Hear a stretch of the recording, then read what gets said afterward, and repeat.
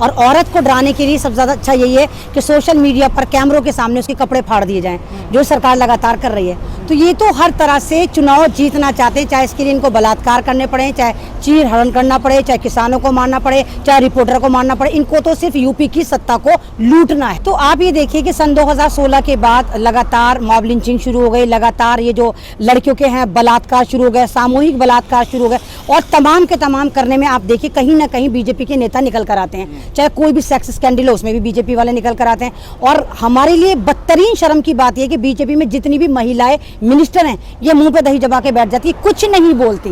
तो ये सिर्फ औरतों को डराने के लिए, लोगों को डराने के लिए, क्योंकि आप अगर जानते हो हमारी बेटी, हमारी माँ, हमारी बहन, हमारी इज्जत होती है। अगर ये इज्जत पे ही दांव खेलेंगे तो इंसान ये सोचते कि डर जाएगा, लेकिन यहाँ पर बात उल्टी हो रही है। अब लोग डरने के मूड में बिल्कुल भी नहीं, क्योंकि उन लोगों को पता है कि सत्ता जो है एक ऐसी नरभक्षी सिस्टम के हाथ में जा चुकी है, जहाँ ना औरत सेफ, ना बच्चा सेफ, ना मंदिर सेफ, ना मस्जिद सेफ, ना किसान सेफ, ना जवान सेफ, ना पत्रकार सेफ, ना बुढ़ा सेफ।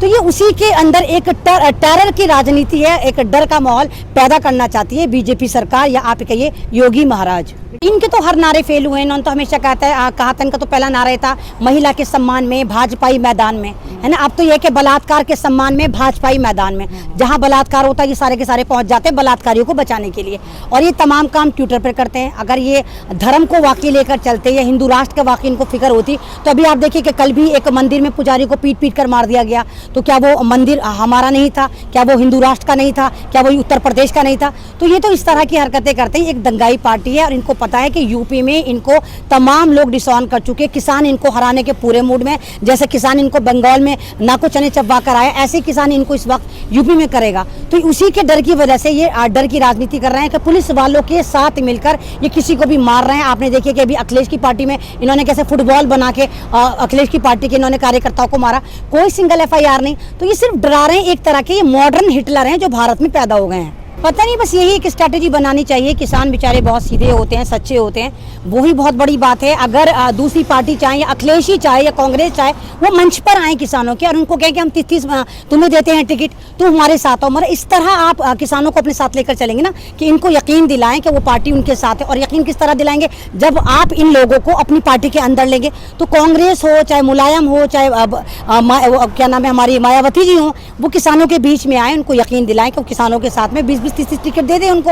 लेकिन ये लोग ऐसा नहीं देंगे। आज जैसे आपने कहा कि उत्तर प्रदेश में जिस तरह स्कैंडल हो रहे हैं, और चाहे कांग्रेस हो, चाहे अखिलेश हो, चाहे मायावती हो, तमाम के तमाम चुप बैठे हुए हैं, क्योंकि इनको पता है इस वक्त जो सत्ता जो है वो बंदरों के हाथ में, और उस तरह है बंदर के हाथ में, वो किसी भी गर्दन पे उस तरह चला देगा। मतलब ईडी सीबीआई से, यहाँ EDC है, उल्टे सीधे मुकदमे हैं, उल्टे सीधे CBI को उन्होंने कंट्रोल कर रखा है। CBI भी इनके यहाँ बिल्कुल ऐसी पालतू कबूतरी हो गई है कि जब मर्जी चुग्गा डाल के उड़ा देते हैं, जब मर्जी उसको जमीन पे लाके बिठा देते हैं। तो ना तो CBI हमारी रही, ना पुलिस हमारी रही, ना इलेक्शन कमीशन हमारा रहा, ना जुडिशल हमारा रहा। तो भारत बिल्कुल एक मॉडर्न हिटलर के हाथ में चला गया। पूरा ये हिटलर शाही चल रही है इस वक्त। नहीं, एक बात बताइए, क्या जब भी कोई भी स्टेटमेंट होता था, मन की बात कौन करने आता था? हमारे स्वास्थ्य मंत्री तो नहीं आते थे।